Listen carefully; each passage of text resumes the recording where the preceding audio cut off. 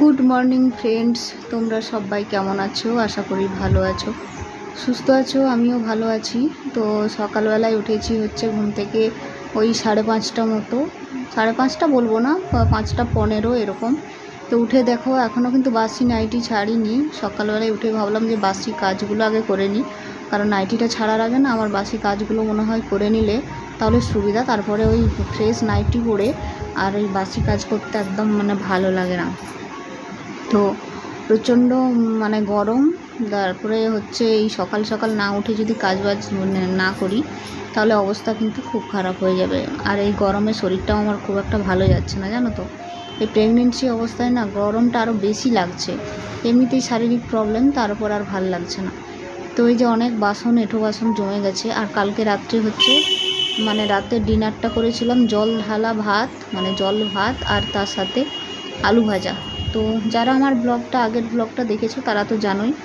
আর এই গরমের জন্যই না ভাত খেয়েছি। আর ভাত খেলে দেখবে একটু বাসনের পরিমাণটা বেড়ে যায়, রুটি খেলে বাসনটা খুব একটা থাকে না। তো এই যে তার জন্য অনেকগুলো বাসন বেরিয়েছে। তো ভাবলাম এগুলোকে এখন ধুয়ে নিই। আর এই গরমে একটু দেখবে পুরনো নাইটি যদি পরতে পারো খুব আরাম, কারণ পুরনো নাইটিগুলো এই গরমের সময় আমি বের করে থাকি, প্রচণ্ড আরাম পাওয়া যায়। তো এই নাইটিগুলো ওই জন্য বের করেছি, পাতলা নাইটিগুলো। প্রচণ্ড গরম। আর আমার ডিহাইড্রেশনও হয়ে গেছিলো, জলের শরীরে প্রচুর পরিমাণে শরীরটা খারাপ লাগছিল। তো জানি না প্রেগনেন্সিতে গ্লুকন ডি খাওয়া যায় কি না। তো গ্লুকন ডি আমার বাড়িতে অনেক আছে, কিন্তু আমি খেতে পারছি না, জানো তো। অনেক জায়গায় বলছে যে গ্লুকন ডি নাকি গ্লুকোজ নাকি বেশি খাওয়া ঠিক না। তো তোমরা যারা একটু জানো প্লিজ একটু কমেন্ট করে আমাকে একটু যদি জানাও তাহলে আমার সুবিধা হতো আর কি। আমি বুঝতে পারছি না যে এটা খাবো কি খাবো না। তো এই যে বাসনগুলো ধুয়ে নিচ্ছি সব এক এক করে। এরপরে হচ্ছে ফ্রেশ হয়ে তারপরে ড্রেসটা চেঞ্জ করে নেব। আর এখন সন্ধেবেলা বলছি, আবার সকালবেলা। তো রোদটা না ঠিক 6টা বাজবে, 6টাও বাজবে না, 5:45 বাজবে, রোদটা একদম পুরো বেরিয়ে যাবে। তো আর প্রচণ্ড পরিমাণে ঝাঁঝালো রোদ, সেই গ্রীষ্মকালে যেরকম রোদ হয় ঠিক সেই রকমভাবে রোদটা, জানো তো। প্রচণ্ড গরম। 9টা-10টা বেজে যাওয়া প্রচুর গরম। তো যাই হোক, ওই জন্য তাড়াতাড়ি করে ভাবছি কাজগুলো করে নেব। আর জল দাঁড়িয়ে যায়, বিশেষ করে একটু এখানে বেশি জল ঢালাও যাবে না, জানো তো। প্রচণ্ড সমস্যাই জায়গাটা। তো রুমটা তো চেঞ্জ করছি এই মাসেই, আর হয়তো 10 দিন থাকবো এখানে। তো তোমরা দেখতেই পাবে যে কোথায় কি রুম ভাড়া নেওয়া হয়েছে, কেমন রুম, অবশ্যই কমেন্টে বলবে। তো তারপরে যে ওভেনটা একটু ভাবছি মুছেই নিই, কারণ এঁঠো কালকে রয়েছে, কালকে মুছেছিলাম, কিন্তু তাও কি বলো তো, আর একটু ভালো করে ওভেনটা মুছে নিলে রান্না বান্না করবো। তো অনেক সময় হয় না হাতা খুন্তি রাখা হয়ে যায় ওভেনের উপর। তো এই জায়গাটা না পরিষ্কার থাকলে সেটা ব্যবহার করাটা তো খুব খারাপ, জানো তো। আর একদম সকাল সকাল ভোর রান্নাবান্না ভাবছি বসিয়ে দেবো। 9টার মধ্যে রান্নাটা করে নেব, কারণ 9টা বাজতে বাজতে মনে হয় প্রচণ্ড গরম হয়ে যাবে। আর এটা হচ্ছে টিনের চাল, একদম প্রচুর গরম, জানো তো। তারপরে এই যে ফ্রেশ হলাম, ব্রাশ করলাম, ফ্রেশ হয়ে নাইটি চেঞ্জ করলাম। আর তারপরে হচ্ছে একটু ছাতু শরবত করে নিচ্ছি। এই সময় আমি একটু ছাতু শরবতই খাচ্ছি। মাঝখানটায় খাচ্ছিলাম ইসবগুলের ভুসি শরবত, তো ওটা ছেড়ে এখন একটু ছাতু শরবত খাচ্ছি। ছাতু, লেবু, নুন, চিনি, কারণ একটু ডিহাইড্রেশন হচ্ছে, ওই জন্য ভাবলাম চিনি লবণটা আমার লেবুটা খাওয়াটা খুব দরকার।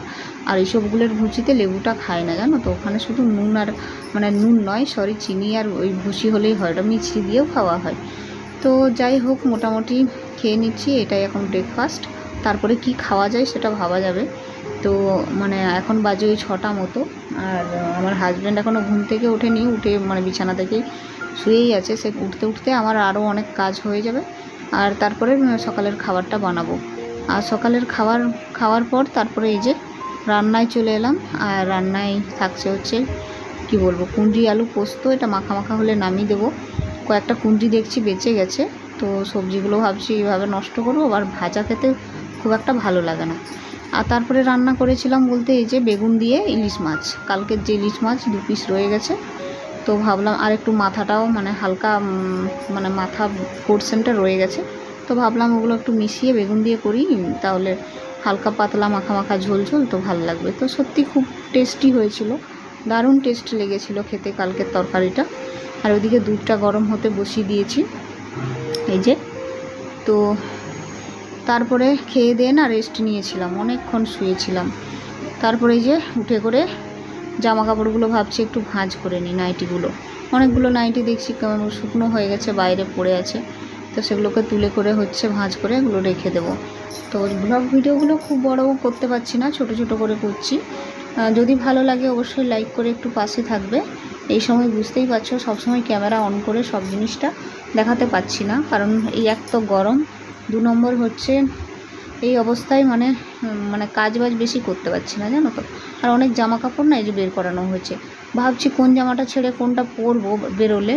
তো যখনই পরছি না তখন দেখছি যে ফিটিংস হচ্ছে না। মানে একটু প্রেগনেন্সিতে একটু ভালোই বুঝিয়ে যাচ্ছে যে প্রেগনেন্ট। তো প্রেগনেন্ট বোঝানোটার জন্য নয়, কিন্তু একটু ফিটিংস কম হলে ভালো হয়। তো চলো টাটা, আজকের মতো, কালকে আবার তোমাদের সাথে দেখা হবে।